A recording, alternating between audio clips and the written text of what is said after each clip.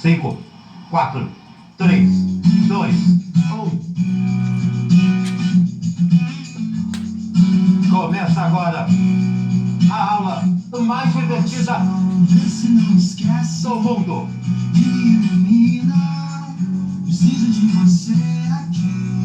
E quem pediu a música desta videoaula foi a professora Wilza Mazur. Ela entrou em contato conosco no nosso YouTube e pediu para que tocasse essa música.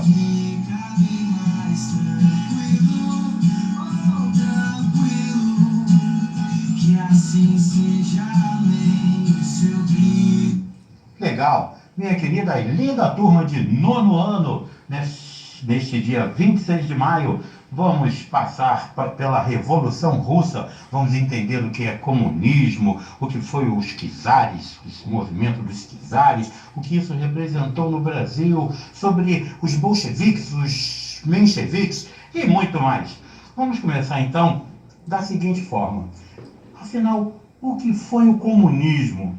Eu costumo dizer que o comunismo é uma doutrina política e econômica que a sua ideologia defende o estado natural, ou seja, aquela defesa de uma sociedade igualitária que extingue a propriedade privada para que todos possam ter os mesmos direitos. E o comunismo nasce lá na pré-história, isso mesmo, quando o homem ele se reúne em grupos, tendo que suprir as suas necessidades, não só sua, mas como de todo o grupo, e sem a preocupação em acumular bens, como é o caso do capitalismo. Bom, o comunismo considera que a sociedade não deve ser dividida em classes sociais. Logo, o comunismo não existe. É verdade, porque nenhum país do mundo faz isso. Nenhum país do mundo que é realmente comunista de verdade na ideia de Karl Marx. Inclusive, o Karl Marx disse o seguinte, que o comunismo ele seria um processo de evolução da sociedade, onde deveria primeiro passar pelo socialismo, que visava distribuir tanto riqueza quanto propriedade para se diminuir essa distância aí entre os burgueses e os proletários. E mais, toda a produção que fosse realizada, ela tinha que ser repartida para cada um desses trabalhadores de acordo com o próprio trabalho e esforço realizado por eles. Que legal, né? Vamos entender então, antes de tudo, o que seria os bolcheviques e os mencheviques. Bom, eles tinham um partido operário, o chamado Partido Operário Social Democrata Russo, esse daqui, ó, POSDR. E ali, os bolcheviques e os mencheviques, eles eram uma oposição ao czar. Eles concordavam que deveria existir um socialismo que tivesse uma sociedade mais justa, sem desigualdades, mas eles divergiam em como chegar a esse objetivo. E acabaram lá em 1903 se dividindo em dois grupos, justamente bolcheviques, que significa maioria, eles eram mais radicais, eles queriam uma revolução imediata. O Lenin estava nesse grupo. E tinham os mencheviques, que significa minoria, eles eram mais moderados, eles queriam uma revolução assim, nos moldes da Revolução Francesa. Isso mesmo. Bom, e o czar? O czar era um imperador. Ele governava apoiado pela nobreza e também pela Igreja Ortodoxa Russa. Bom, pelo menos durante um tempo. E esse regime ele era bem próximo daquele que nós vimos anteriormente, o absolutismo, onde o rei detinha o poder absoluto. O czar ele detinha todo o poder político e ele censurava a imprensa, ele era autoritário, ele estava acima da lei, acima do bem e do mal. Aliás, nem tinha parlamento e não tinha nem constituição. O czar em questão é Nicolau II, muito impopular, onde a própria igreja e mais ou menos ali 200 mil trabalhadores, eles se dirigiram a ele, o czar, para pedir mais liberdade, mais ampliação de direitos, melhor condição de vida e de liberdade. Tudo com muito respeito num discurso lá em São Petersburgo, que era a antiga capital do Império Russo. Mesmo com um discurso emocionante, onde o apelo ao soberano e líder em busca de justiça e proteção não resultou em nada mais, em nada menos do que, sabe o quê? Uma repressão violenta por parte desse czar, o que ficou conhecido como Domingo Sangrento, em 22 de janeiro de 1905, quando a Guarda Nacional abriu fogo contra os pacíficos manifestantes. Isso mesmo.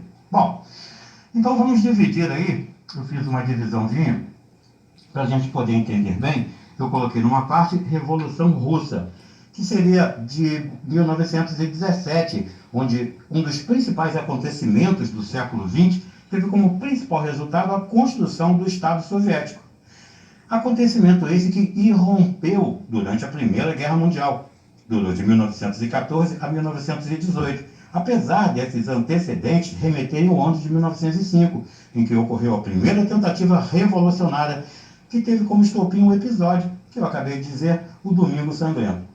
Bom, o principal aspecto dessa Revolução Russa é ela ter sido orientada pela doutrina comunista desenvolvida pelo filósofo alemão Karl Marx no século XIX, mas não do jeito que o Karl Marx queria.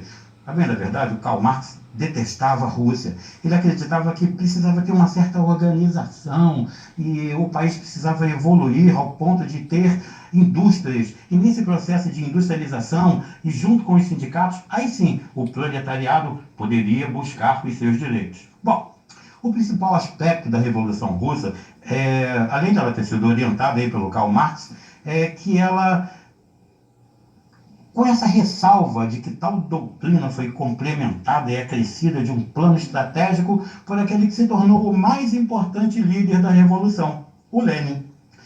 Na virada do século XIX para o XX, a Rússia, que era então um império czarista, como eu falei, vinha sendo governada por mais de 300 anos pela mesma dinastia, os Romanov.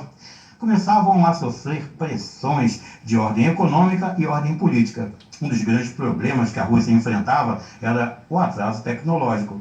O Império Romanov não tinha conseguido ainda promover essas transformações profundas na área da indústria e permanecia sendo uma sociedade profundamente agrária e com uma população insatisfeita, tanto camponeses e operários quanto a classe burguesa que se formava. Além disso, esse império czarista ele gastava boa parte desse orçamento com guerras, como a Guerra Russo-Japonesa, que começou lá em 1904 e terminou só em 1905.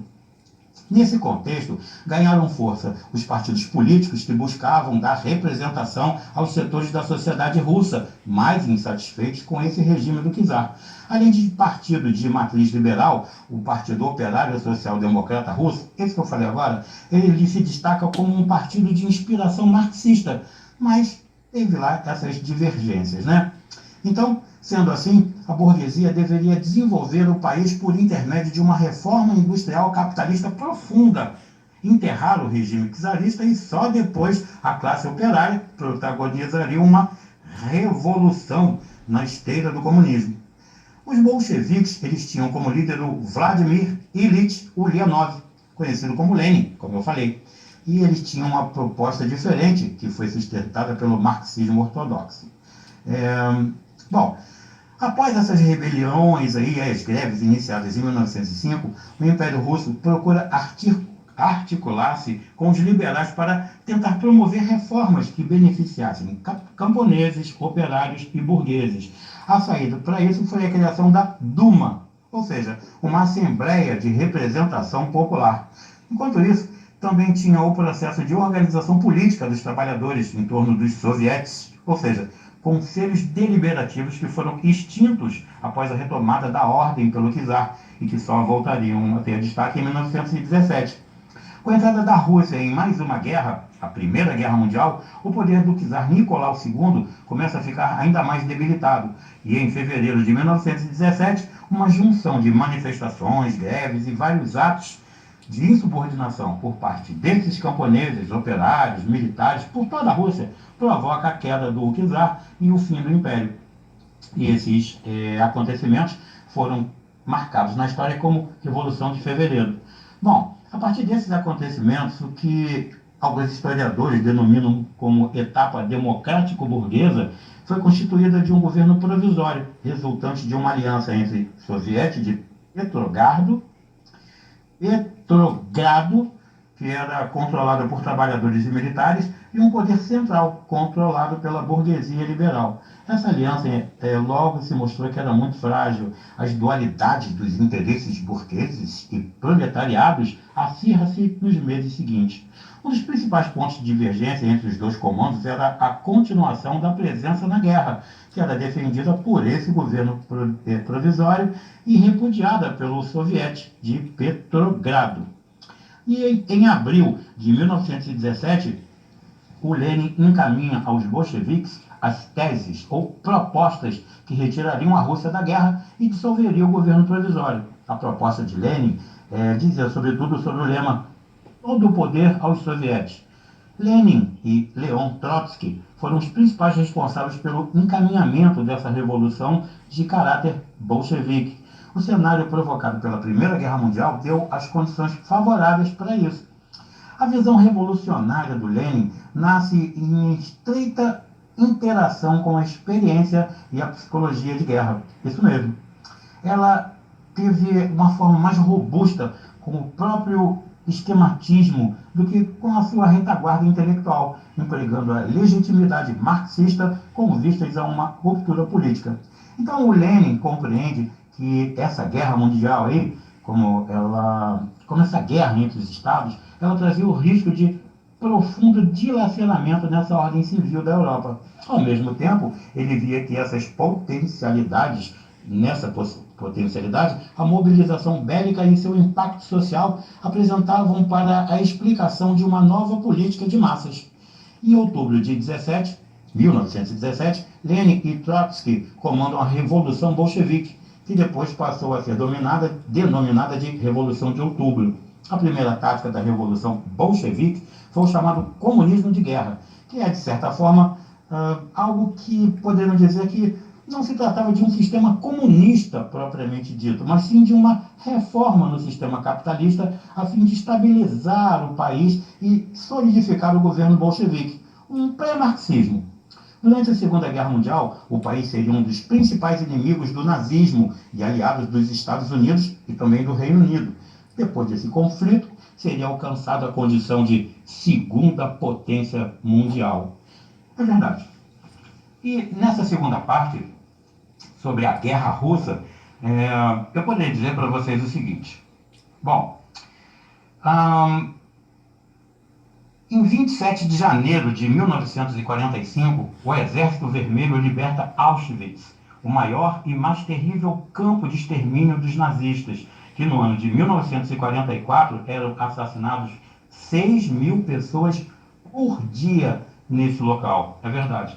Apesar do Exército Vermelho ter sido transformado oficialmente no Exército Soviético em 1946, o termo Exército Vermelho é de uso comum no Ocidente, para se referir a todas as forças armadas da União Soviética, ao longo de toda a sua história, que cresceu muito na década de 1940, tornando-se um dos maiores e mais poderosos exércitos da história militar, sendo amplamente creditado como a força decisiva na vitória dos aliados na Segunda Guerra Mundial. Isso mesmo, porque a Rússia venceu mais ou menos 80% das forças armadas do eixo, a Wehrmacht e a Waffen. Bom, por isso que eu escrevi aqui, na frente oriental, e sob o comando de Leon Trotsky. Mesmo em cenários desfavoráveis, Trotsky demonstrou grande organização e disciplina do exército, além de forte poder de combate e união de grupo. E no Brasil, hein? O que isso ocasionou no Brasil?